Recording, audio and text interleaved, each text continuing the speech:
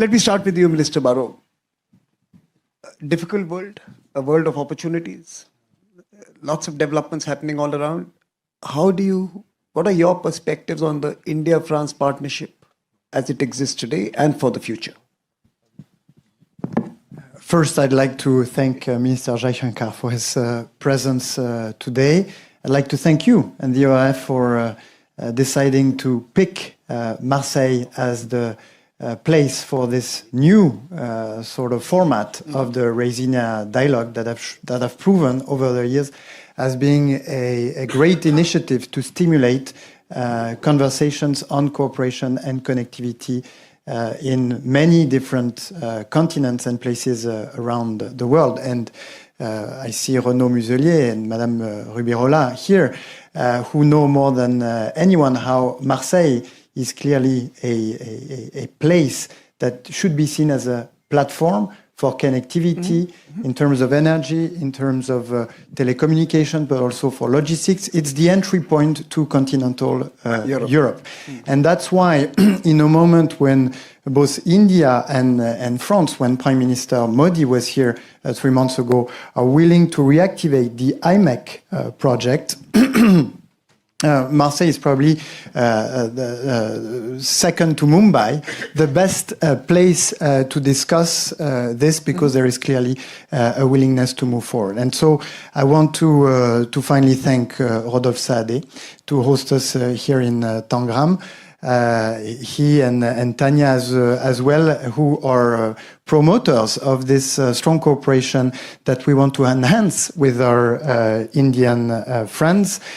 In many dimensions, but in particular in the field of connectivity. So this meeting that brings us together this morning has never had so much meaning in terms of timing, I think, a few months after the Prime Minister's visit, and in terms of place, because this is the gateway to continental Europe. Minister, I also want to quickly ask you a second question on the innovation aspect, because that's something also that Rodolphe mentioned in his speech, and yesterday it was used a few times, the innovation partnership and a new kind of a relationship emerging based on AI and emerging technologies. How is that panning out for you? So I was mentioning IMEC, that is actually an initiative that started from the Indian presidency of the G20. But there is indeed, even though these two topics are not disconnected, an important field of current and future cooperation between France and India, which is innovation, digital, and AI. We've been co-chairing earlier this year a major summit, perhaps the largest ever organized on AI, that was hosted in Paris. The next edition of this Global Summit on AI will be held next year in India. And we've decided to organize a joint French-Indian Year of Innovation in 2026. And so in the run-up to this year of 2026, where India will host the Global Summit on AI, where we'll jointly organize the Year of Innovation, wherein India will be chairing the BRICS and France will be chairing the G7. We can make this agenda, which is both a bilateral agenda, but I think also a global agenda, move forward at a fast pace. Dr. Jaishankar, G7 and BRICS. Which other G7 country would you sit in and discuss the potential of BRICS partnering with the G7? Is that what makes the France-India partnership special? That there is a realism to it and a recognition of how collaboration on the areas of convergence is important today? Yes, I mean, you could also flip it the other way around. Which BRICS country would a G7 be sitting with and True. Talking about? And I agree with you. I think in a way, what's different in our relationship, India and France, is we've always been guided, by a certain, I would say, sense of independence or ability and willingness to strategize for ourselves. And this has been a primary hallmark of both our foreign policies. And what it does in this world, and we had a little bit of a discussion about this yesterday, in this world, I think those who come to terms with, this sort of volatility, uncertainty, what Mr. Sadeh spoke about, you will get the possibilities if you are realist about analyzing the landscape. If on the other hand you wring your hands and say everything is different, oh my God, what's happening, you're not going to have the mental strength really to see the opportunities. So we are in the midst of, frankly, I think many important relationships in the world are going to get refashioned in the coming months and years. And certainly those like us, which have a very strong, sound footing, will actually be able to build on it. Now, if, just take a look at this. We were discussing connectivity. Mm-hmm. And yet we are taking steps practically on shipping, which is a very crucial element of connectivity, to give shape to that connectivity cooperation. Similarly, again, there's a big debate about AI, guardrails of AI, what will be the principles. And sure, the debates will go on. But behind the debates, there should be a willingness to an ability to really come up with something cooperative, something practical. And that again is something, what you see between India and France.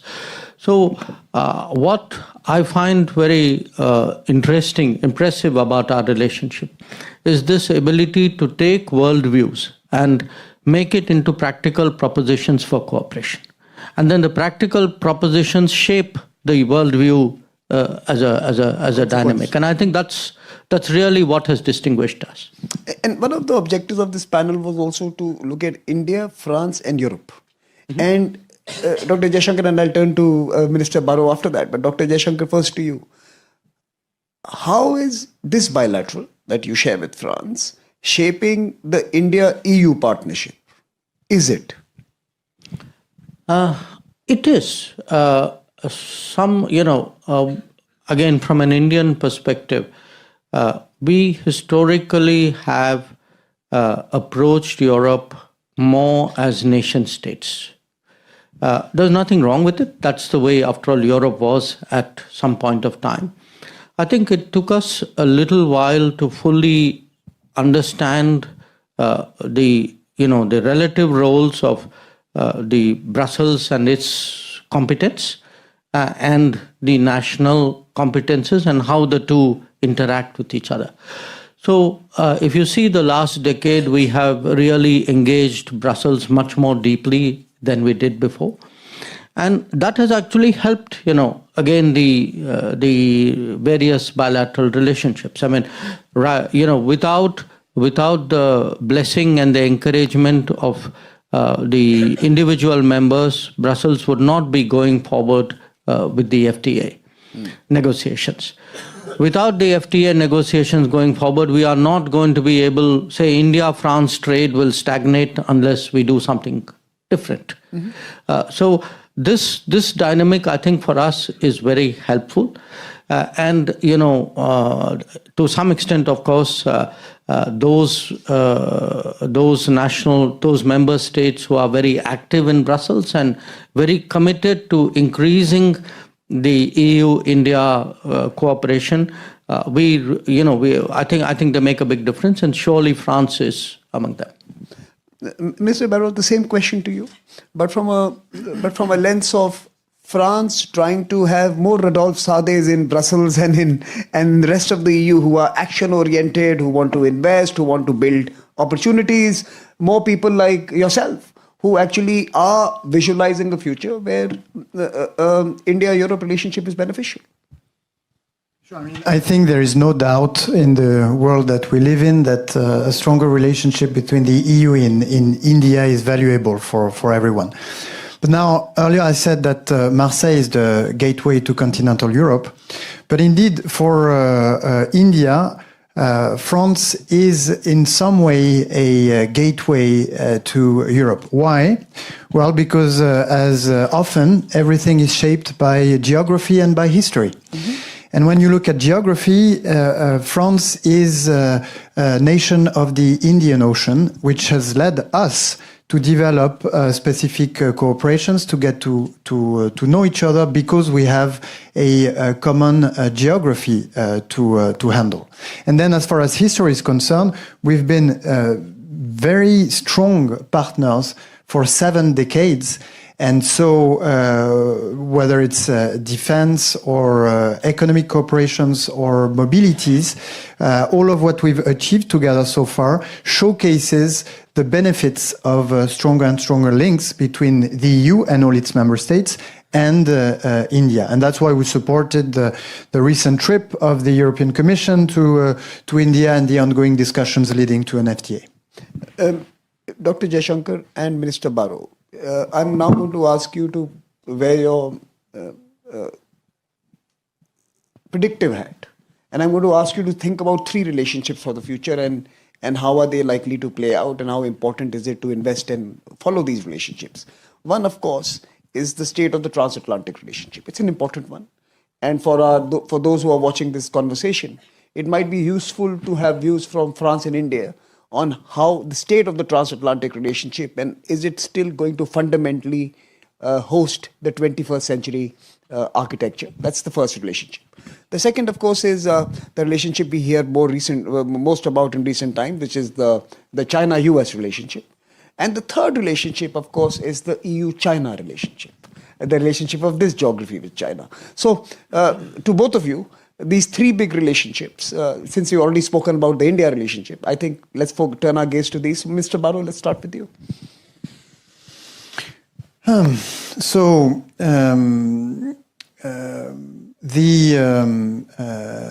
The US and European countries are allies, and they are allies in particular within the framework of NATO, the summit of which will convene in a few days.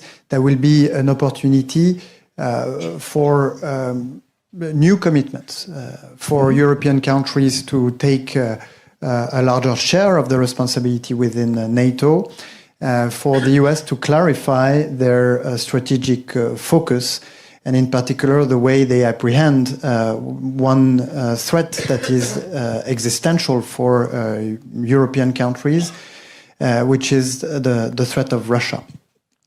In addition to that, European countries have a long and deeply rooted history with the US, and as we are currently negotiating the future of our trade agreements, we are at the same time offering many arguments to show how hurtful a trade war between the US and Europe may be, to the detriment of consumers on both sides of the Atlantic, but also reaffirming that we will defend our commercial and industrial interests if indeed the US trade administration persists in its willingness to apply high trade barriers. But in general, what President Macron has been saying for 8 years now, at the time few European countries were convinced, but now they're all convinced, but it's time to move from words to actions and to walk the talk. Well, our aim is to reach strategic autonomy, which basically rests on the ability that we have to produce for ourselves, whether it's in defense or other strategic sectors, but also creating diversified relationships with the rest of the world in an open manner. As far as the relationship between the US and China is concerned, I think that Dr. Jaishankar here will agree with me that India and France and many other European countries have no intention to be dragged into tensions, into trade wars that we have not chosen. And President Macron, when he was in Southeast Asia a few days ago, he called for a coalition of independence, meaning a coalition of those that believe in the principles of open and regulated trade, in the principles of multilateralism, and that refuse the logics of coercion spheres or influence spheres, but want to stay faithful to the international order that has been built in a multilateral fashion and that has not avoided all conflicts and wars, but that has provided for prosperity, lifting hundreds of millions of people out of poverty, and that needs to be preserved. And as far as the relationship between the EU and China is concerned, we have a honest dialogue with China. We are open to some cooperations with China in the field of economy, in the field of global issues as well. China has been a supporter of the efforts, some of which were led by France 10 years ago, for instance, to reach the Paris Agreement, and they're still showing, or at least showing themselves very committed to the preservation of or the fight against climate change. But we also need China to understand that we remain committed to international trade that respects WTO principles and fair competition, and that we need for China to take into account our security interest, the most important of which is currently at stake in Ukraine. It's very difficult for us to have to open up to new cooperation as fruitful as they may be, while in the meantime seeing that China facilitates or supports the war effort of Russia against Ukraine, because everyone knows that, because Russia does not make secrets of its intention not to stop in Ukraine, but rather to dismantle the European Union that it sees as an existential threat for the future of Russia. So we need our security interests to be taken into account. We need to be able to discuss economic issues in a way that is compliant, respectful of fair competition, WTO principles, and then we can open up for fruitful cooperation. Dr. Jaishankar. I'd comment on the first two. China, EU is not for me to say. But on the transatlantic relationship, you can put any words you want to, but the fact is, in June of 2025, it is significantly different from what it was in the June of 2024. Now, what does it mean for a country like India, or in fact for other parts of the world? I think what it means is that there is a much sharper awareness in Europe about Europe's interests, about Europe's capabilities, or the need to develop more capabilities. And along with that, a sharper sense of realism in dealing with the transatlantic alliance, but also with the world. In a sense, I would say those traits were already in Europe very strong in France.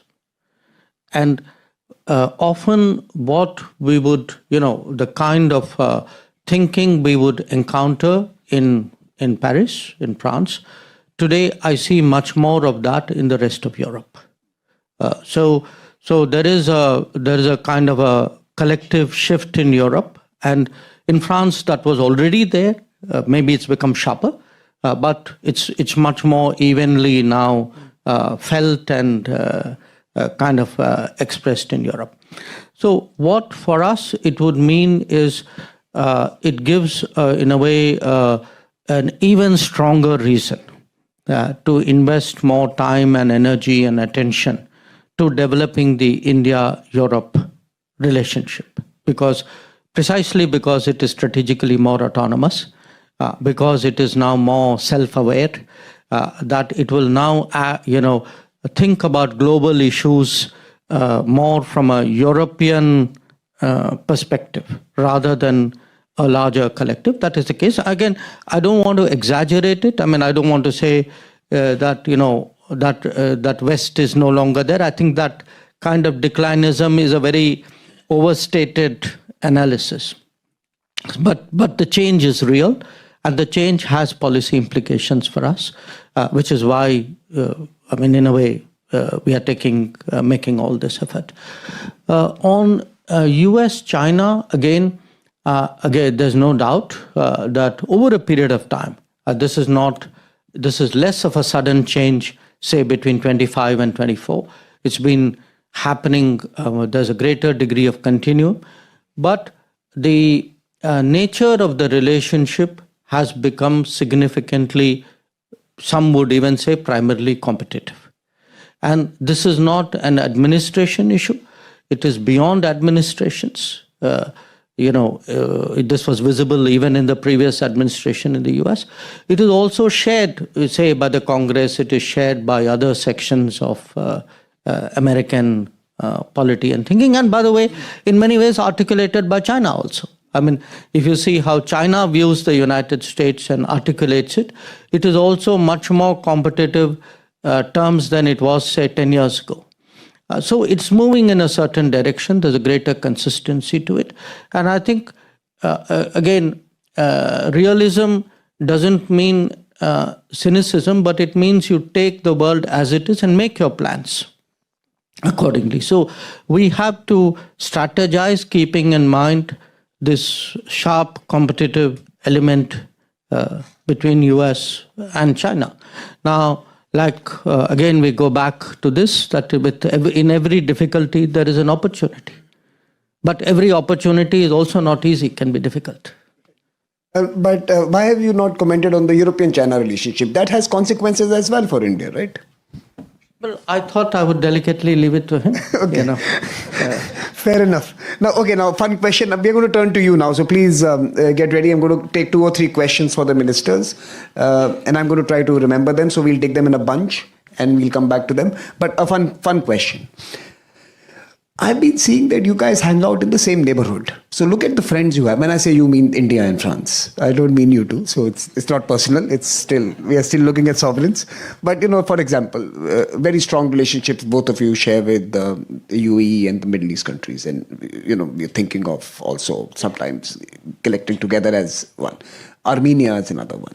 So, I can name a few more. The point is, do you coordinate on who are we going to be friends with, or is it happening by chance? No, it's like this. If you have a certain view of yourself and of the world, then it is likely there will be overlaps.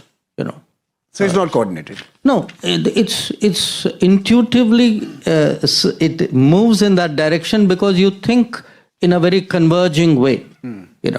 So it's very likely that that you're bound to make similar. You're bound to make once you have exactly that kind of mindset which I told you, you're bound to make some similar choices or have similar preferences, and there will be overlaps out of it. Minister.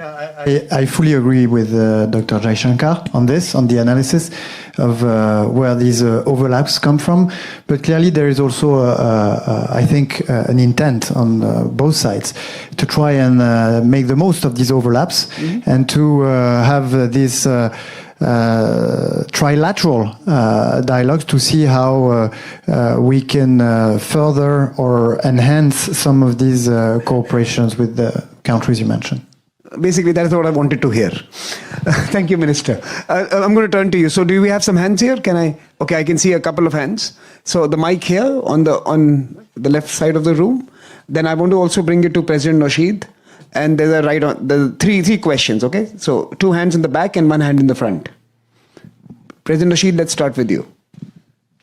Thank you, sir, and thank you for the conversation. I'm from the Maldive Islands. Minister, you mentioned that France is Indian Ocean.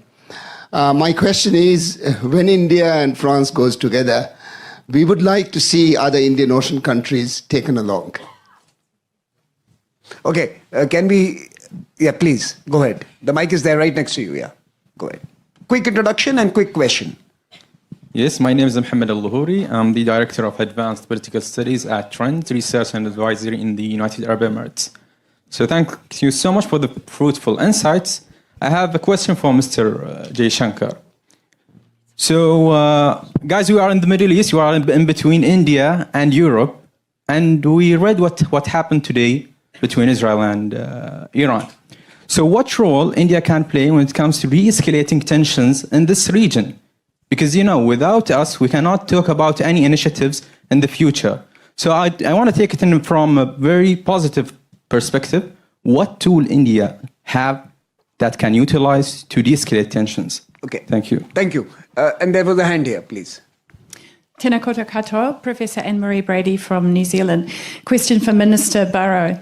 Can you discuss, please, the French position on China's efforts to take over Taiwan and the implications for Indo-Pacific security versus China's foreign interference activities in New Caledonia and French Polynesia, and particularly with the independence movement? Thanks. Okay, so we have three questions: one on the Pacific Islands and the East, the South, the Taiwan question, and the Pacific Islands. We have a question on India's role in the current flare-up in the Middle East, and of course we have President Nasheed from Maldives. So, would you like to start? Okay. First of all, let me say to President Nasheed that if anybody really helped to put small island developing states on the global map, it's you. And you put it so deeply. Actually, we have since kind of digested it, and it's become part of, I think, thinking not just of India, but of many other countries as well. Today, India has development, projects and programs in almost 80 countries of the world, 78 to be precise. The countries probably who feel the need most and whose interests in some way have to be supported, are the small island developing states. So it was interesting when I was in Brussels with Commissioner Sekela. We actually, who's in charge of international cooperation, we were actually discussing how EU and India can work together in third countries. And my urging was particularly let us look at the small island developing states. But your question is broader than that. It's not, just development assistance. It's really a larger well-being and, how do we protect them from debt? How do we give them alternatives so that they make good choices? How do we help with capacity so that they can evaluate good choices? I think there are some issues here which certainly India and France and India and EU will discuss. And if I could jump to the third question, actually India today has a growing interest in the Pacific Islands as well. That in many of the Pacific Islands, we already have projects. We have largely focused on health because that's a big concern there, to some degree on things like space applications or capacity building, solar. This is an area, I think, of potential conversation and cooperation. On the issues which have happened overnight, what can India do? Look, we have, we are a country which has good relations both with Israel and Iran. We have, to this morning, issued a statement, as indeed have many other countries, about what's going on. But I do eventually put it to you that in any situation, not just this one, ultimately it is very much for the parties involved to make up their minds. It's very it's unrealistic for someone outside to insert themselves or to offer to do something if they are not prepared for it. So the issue is really how their own dynamic is going to unfold, and whether at some point of time a country like India or somebody else for that matter can be of particular help. Minister, you have the final words.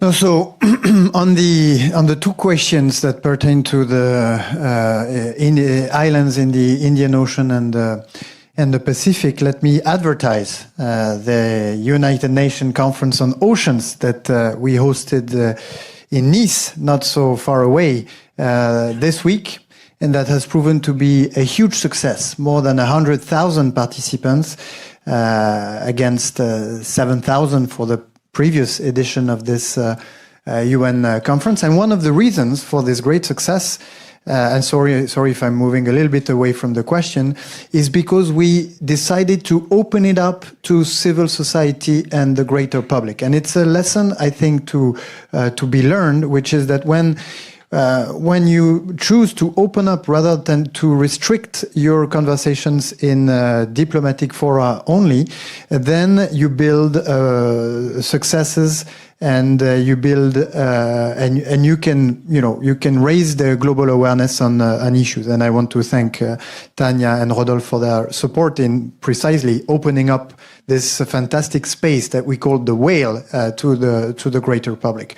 And during this United Nations conference, on the side of it, if I may say, and within this space that was open to the greater public, we had an important summit on the islands and small islands dedicated to the challenges they're facing, which was an opportunity to give a new impulse to the necessity for all countries in the world to take this vulnerability into account, especially vulnerability with respect to the rising sea level. And France made important commitments in the way it's going to shift its development policy to take into account those vulnerabilities. And as far as security is concerned and foreign interference, as you probably have seen, we've demonstrated our willingness to be present to counter precisely the threats to the freedom of navigation, threats to our interests